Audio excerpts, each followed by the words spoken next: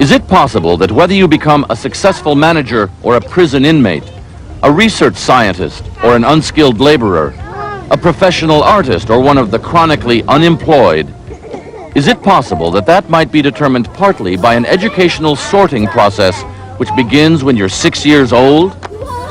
Yes, quite possible. New studies have found that what is called ability grouping or tracking is common in most American schools. 2/3 of America's elementary and middle schools and more than 90% of high schools use some form of tracking or ability grouping. Tracking, or ability grouping, is separating students by perceived academic ability into groups for all subjects or certain classes and curriculum within a school. In a tracking system, the entire school body is assigned to classes according to whether the student's overall achievement is above average, average, or below average.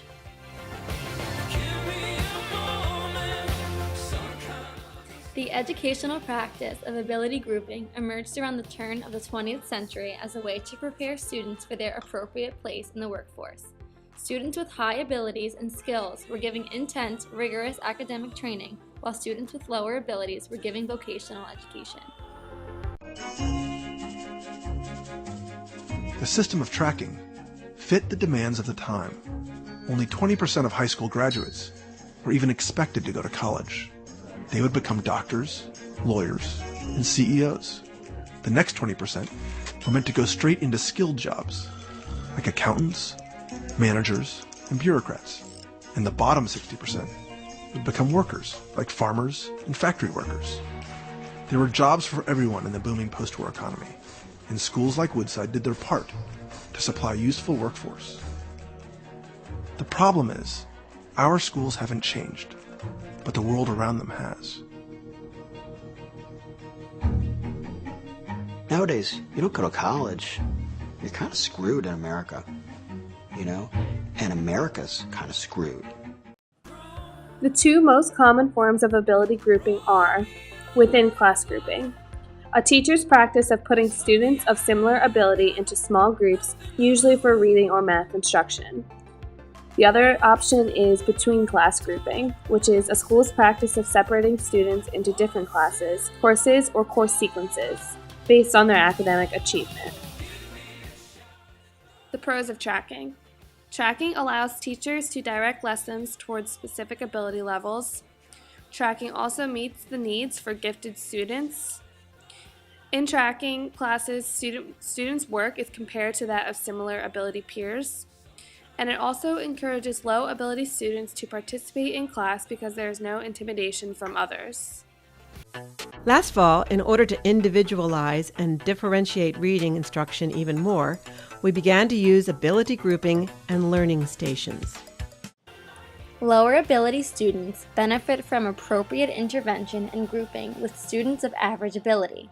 Students of average and high ability benefit from challenging instruction targeted to their level of ability.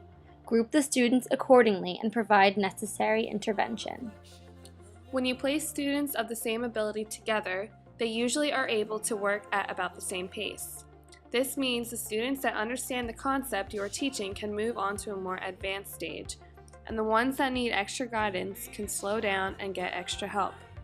No one is waiting on someone else to grasp a concept that they already understand, and no one is being forced to move on before they are ready.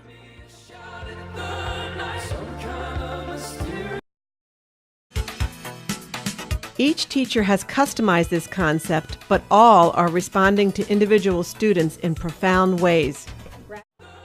When you divide your class into ability groups, you will have groups that completely understand the topic and are ready to move on to something new. You will have groups that understand most of the concept but need some extra practice. And you will have groups that need extra instruction and guidance before they can progress. Since they are seated and working together, you can take this opportunity to sit with ones that need extra instruction and provide it for them. The other students have their assignments, so they are busy working on material that has been tailored to fit their needs. So this frees you up to spend some time with those who need it. The cons of tracking. Tracking creates social improprieties. Students socialize with students in the same track and discriminate against others that are different. Tracking also favors upper class white citizens. Teachers place unfair expectations on students. For example, if they are in a low track, they cannot do any better. Students feel like they are stuck in a particular track and cannot advance. Minorities often suffer from tracking. They are unfairly placed in lower tracks. If you're told that you're just average, or worse, that you're slow, you're likely not to expect yourself to be anything but that.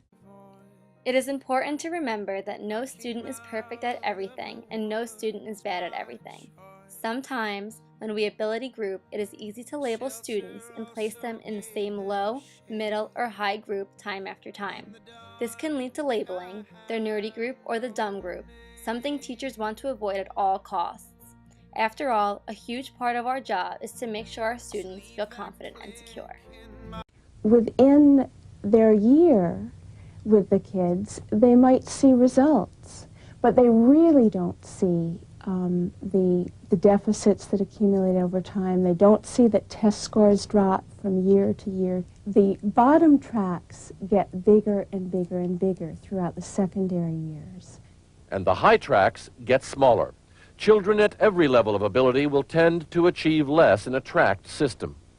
They usually had them categorized like A, B, C, D, and you felt lesser in the groups, and you seemed to only make friends in that one group. And I felt dumb, and I felt like they didn't expect a lot, so why do a lot?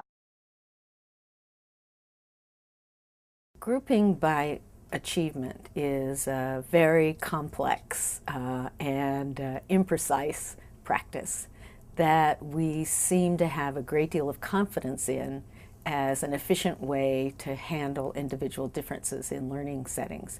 It turns out that there's very little evidence that that theory is effective in the way we practice it in schools.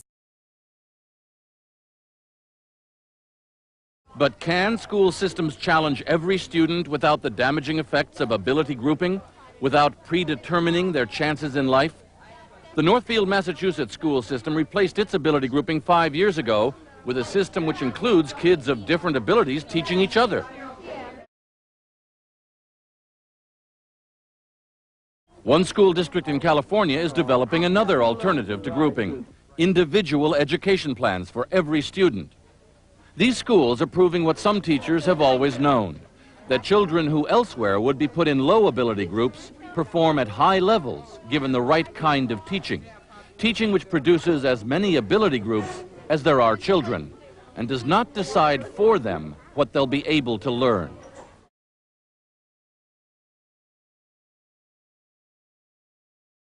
Heterogeneous grouping in some ways is a misnomer, because homogeneous grouping probably really isn't real.